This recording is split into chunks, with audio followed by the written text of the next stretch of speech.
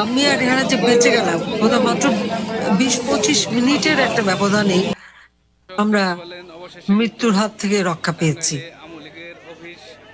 আমার শুধু এটাই মনে হয় যে 21 আগস্টের হত্যাকাণ্ডের থেকে বেঁচে যাওয়া বা কটিরপাড়া ওই বিশাল বোমের হাত থেকে বেঁচে যাওয়া, আবার এই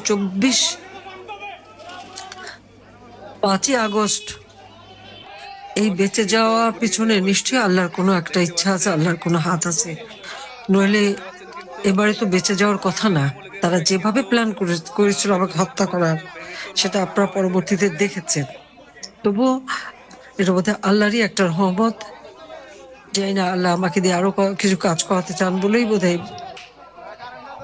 আমি এখনো বেঁচে আছি। যদিও আমার কষ্ট হচ্ছে, আমি আমার দেশ ছাড়া, ঘর ছাড়া সবকিছু জ্বালিয়ে পড়ে দিয়েছে। দেখতে পাচ্ছেন অবশেষে আওয়ামী লীগের কোনো চিহ্ন পাওয়া যাবো না ভাই এই দেশে। বাস ওরা রাজাকার, বুঝছেন? এই দেশে কখনোই আওয়ামী লীগ থাকবে না। সে অনেক আন্দোলন করছে, এই আওয়ামী লীগের বিপক্ষে কাজ করছে, পতনে অনেক কাজ করছে। সে এই প্রবাসীদের আমাদের এই আওয়ামী লীগ অফিস ভাঙছে, আমরা অনেক খুশি হয়েছি। কিছু থাকা যাবে না, আওয়ামী লীগের চিহ্ন রাখা যাবে না। নিবন্ধন বাতিল করার জন্য আমরা অনুরোধ করছি আপনাদের কাছে, এই নিবন্ধন বাতিল করেন। এটা সবার বলেন। আবার স্বৈরাচার সরকার এই দেশে আসুক, আমরা কোনো বেলায় চাই না। আমরা এই সরকারকে আর এই সরকারের অস্তিত্ব জানি আমাদের বাংলার জমিনে আর না থাকে। ঠিক আছে, ধন্যবাদ।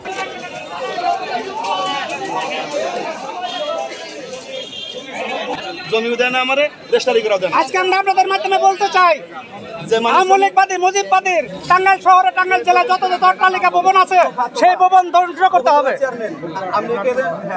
এবং আমরা ধ্বংস করে ছাড়বো। মুজিববাদী যা আছে, মুজিববাদীর জন্য দোসরা ছিল, দোসরের অট্টালিকা বাড়িঘর আমাদের রক্ত চুষে খাইয়া যেগুলো করছে সেগুলো আজকে ধ্বংস হবেই। আপনারা কি রাজি আছেন?